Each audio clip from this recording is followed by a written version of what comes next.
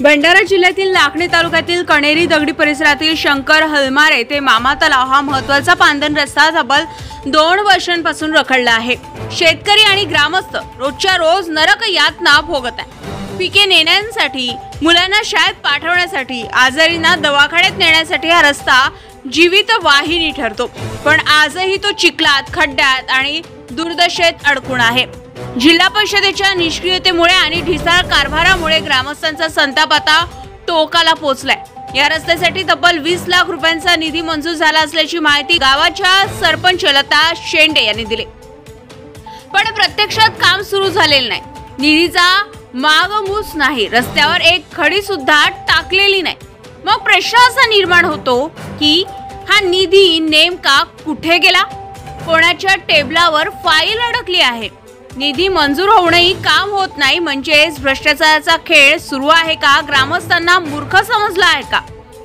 पावसाळ्यात या रस्त्यावरून जाणे म्हणजे थेट मृत्यूशी खेळ।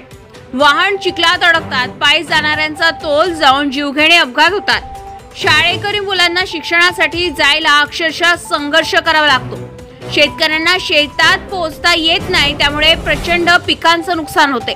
रुग्णांना वेळेवर दवाखान्यात नेता येत नाही, त्यामुळे त्यांच्या जीवावर बेतते। एवढं सगळं घडत असताना जिल्हा परिषद निव्वळ बघ्याची भूमिका का घेत आहे? हा जनतेच्या जीवाशी खेळ नाही का?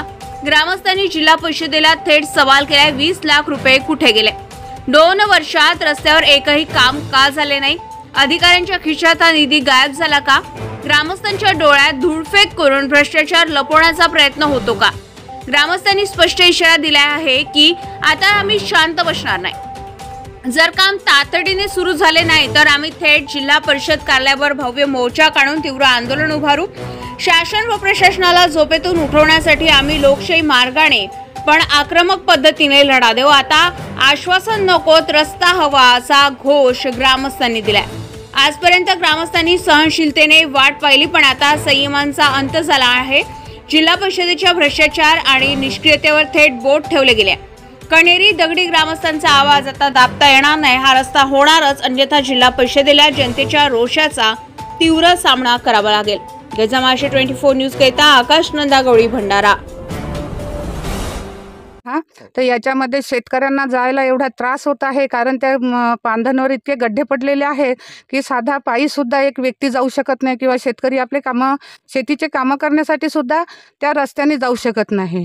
आणि हा आम्ही म्हणजे जिल्हा परिषदचा रस्ता असल्या कारणाने पंचायत समितीमधून आम्ही हा मंजूर करून घेतलेला आहे। याला 20 लाख रुपये निधी मिळालेला आहे, परंतु शासनाचं असं म्हणणं आहे, पंचायत समिती लोक